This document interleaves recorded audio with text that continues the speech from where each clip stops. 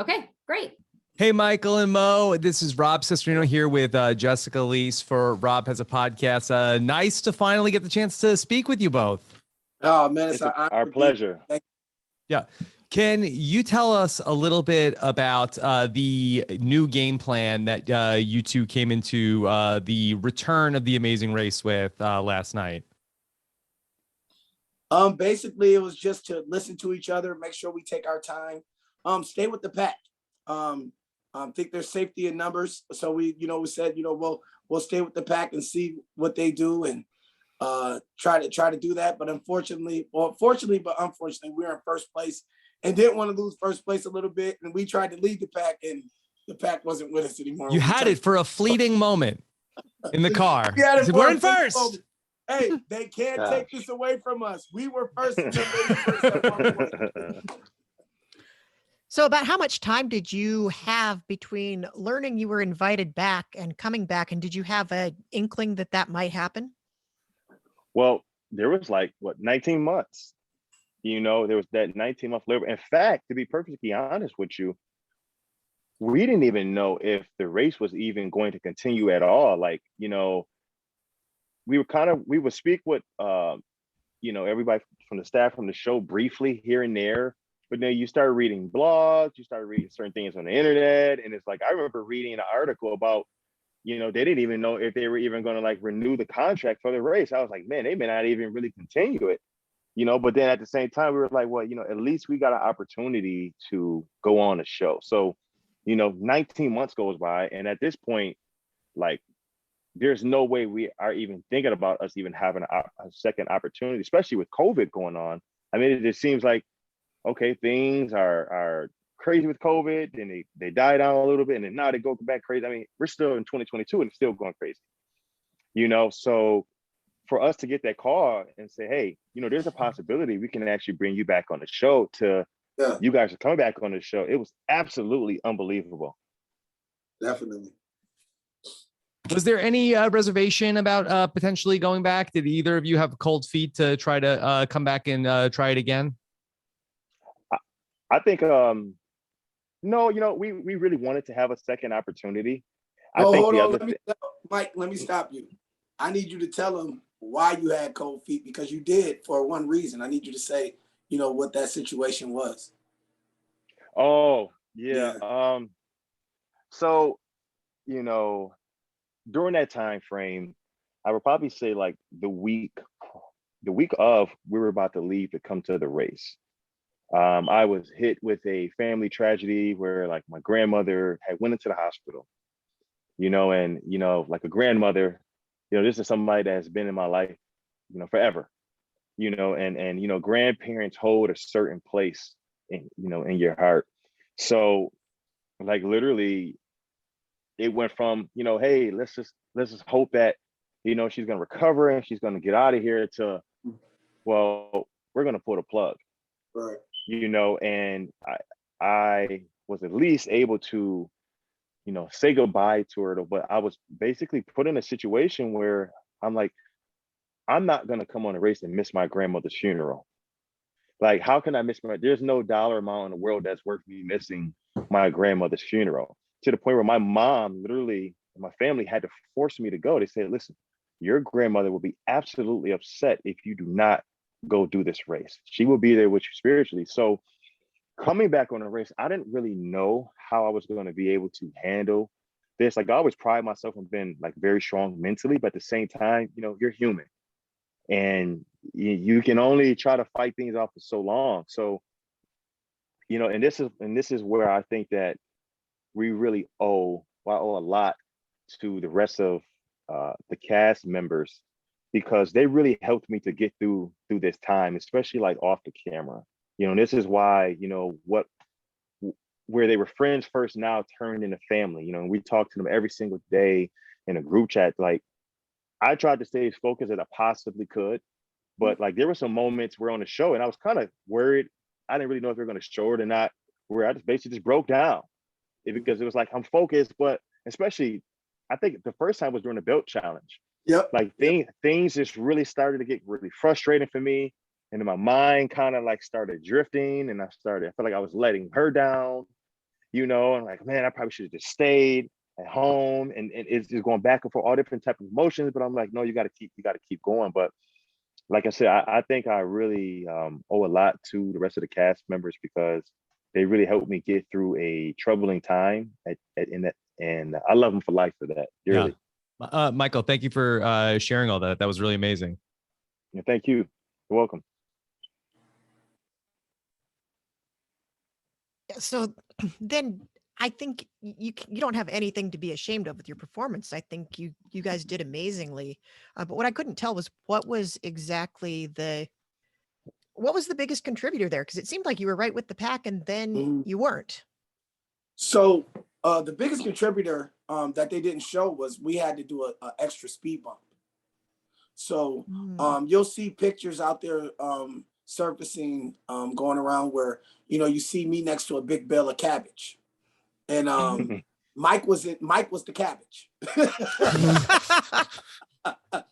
So Mike was in the cabbage, and we had to I had to steer him with my voice and lead him to bales of hay and literally kind of dive out the way of the bale of hay before he knocked it over. And that was the next task we had to do. So I mean, we would have been top 4 or 5, even with the problems we had with the belt, if not for having to go to that. And what happened with that is, honestly, we got lost going to that challenge because it was just out the way of where everything else was. So that kind of put us behind. But that was probably the main thing that really slowed us up from probably still being on the race next week. Yeah. So there was a speed bump for the teams for you and Arun and Natalia over that. Okay, yes. That is almost like if you ended up like last place on a non-elimination leg. Exactly. Yeah. And if you see, which was funny, like we were right with them when that belt.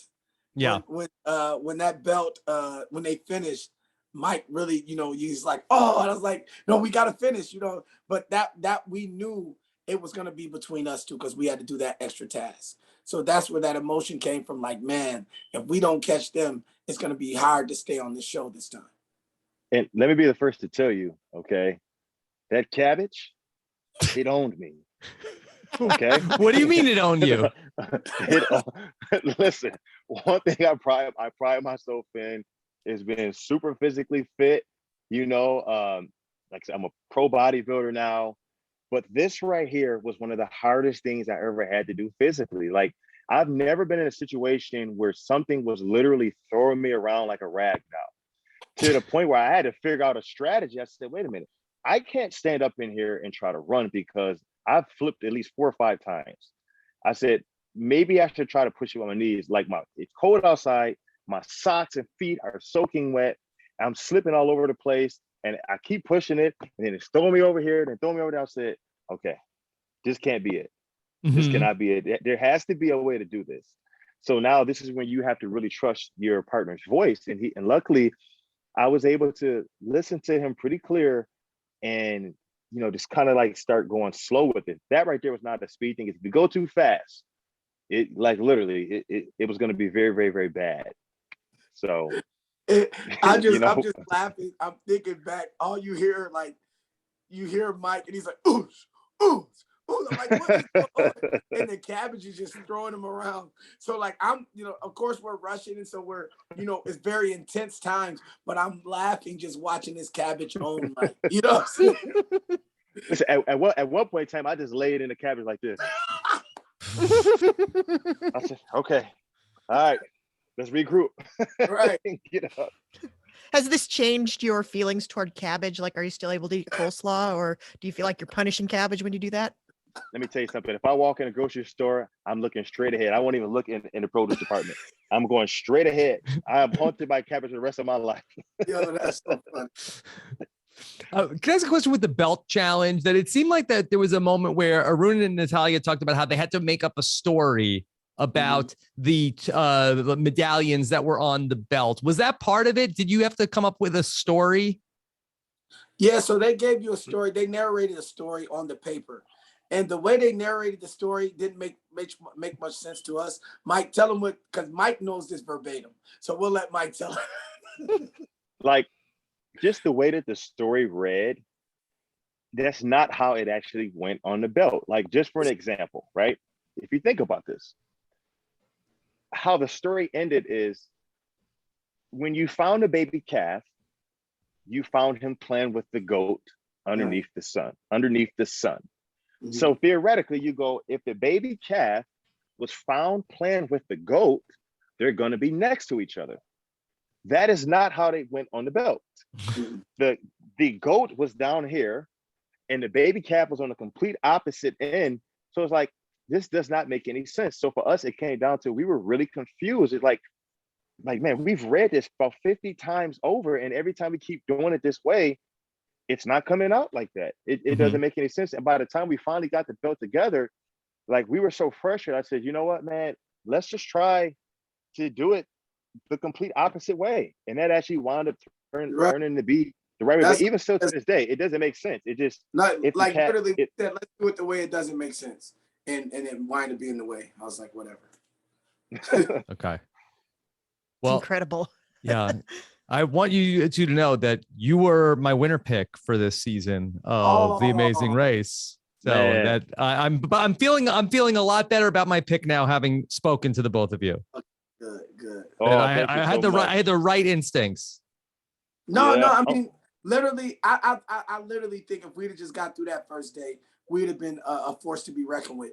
It was too tough on the second time to come back and overcome the speed bump with that. And, just that first time, we just weren't good. But I if we ever get a chance to get a third, Let's do it. Let's do it. that movie they say, hey, you hear that? They say there's a chance. There's always a chance. There's always a chance. Always a chance. Hey, I wanted to see if I could get a prediction from you two about, there's a big football game coming up on Sunday. The Bills and the Chiefs. Who you got? Wait a minute. Are you talking about Super Bowl Bills? 'Cause that's where we're going. Are you referring to the mafia? The Bills Mafia. You know what? Like, the Buffalo Bills organization, we love them. They have been tremendous. We've done a lot of different things with them, and we know a lot of the players as well. And we're really, really rooting for them. Hopefully we can, get past that hurdle of us going to the Super Bowl before, where unfortunately somebody who has the same name as me, Scott Norwood, who missed the field goal, we can get that out of Buffalo history and hopefully make history this year. Okay. Now everyone loves a do-over, right? Yes. Nah, but the prediction is I'll predict. I'm gonna go 34-21. Okay. 34-21 Bills. Bills, of course. Okay. Wait. All right. Of course. You can catch it on CBS. Okay. PBS, All right, baby. Michael and Mo, thank you so much for coming on and chatting with us. And all the, you guys seem awesome, and all the best outside of Amazing Race. Yeah, thanks so Appreciate much. it. Thank you so much. Appreciate you so much. Thank you. All right. Take care. Bye. Bye-bye.